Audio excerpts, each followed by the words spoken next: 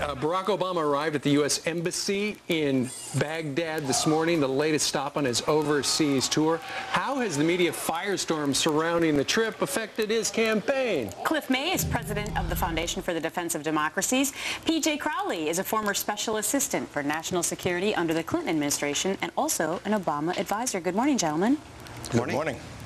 Cliff, how do you look at this trip for Barack Obama with regard to the fact that he wrote an op-ed piece before he even went to Iraq about his policies? Do you think he's going to come back and change his mind based on things he sees on the ground?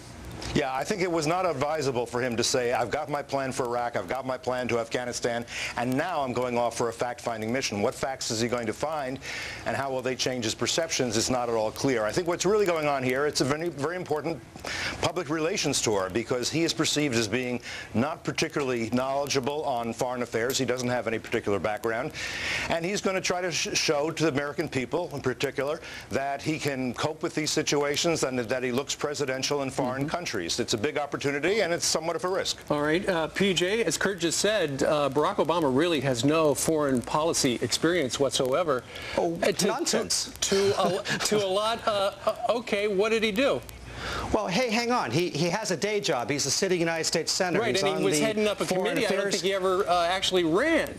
He's on the Foreign Affairs Committee. He's on the Homeland Security Committee. He has a much greater worldview than, say, the guy who's sitting in the White House right now. Look, this is exactly what you want your presidential candidates to do. But by the same token, these are not new issues. I mean, we've been in Afghanistan for 7 years. We've been in Iraq for 5 years. You know, both McCain and Obama have given speeches on foreign policy over the extent of the longest nominating process in the history of mankind. But certainly this is a productive time for Barack Obama to go overseas, get updated on the situation in Afghanistan and Iraq, you know, touch base with our key allies in Europe and also the Middle East, so that he's better prepared once he becomes president.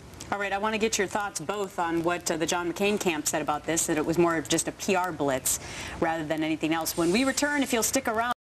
All right, we're continuing the conversation about Barack Obama's big overseas trip. We've got Cliff May and P.J. Crowley.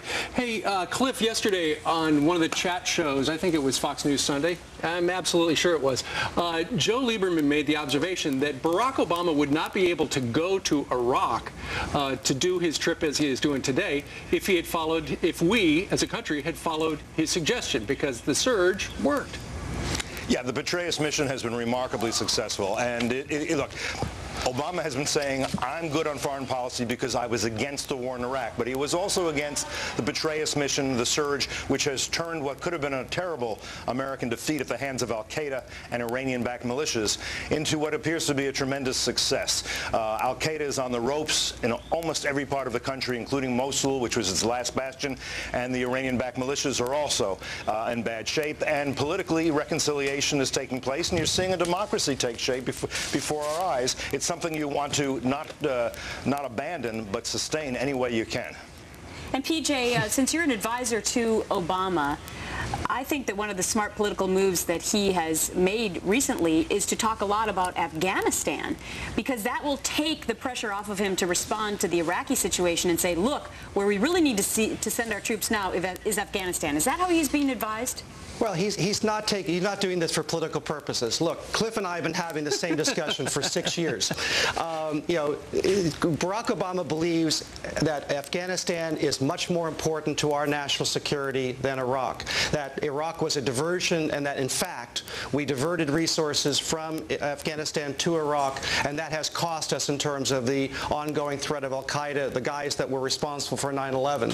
So I mean, so look at this not tactically on surge, good or bad. Right. But fundamentally, what is more important to the security of the United States? You know, McCain thinks it's Iraq, Obama thinks it's Afghanistan, and on substance, that is a very significant issue. And Cliff, they're 0 for 2. Cliff, they're 0 for 2 because it's really Pakistan. Al-Qaeda comes into Afghanistan, they get killed. They stay in Pakistan where we can't touch them.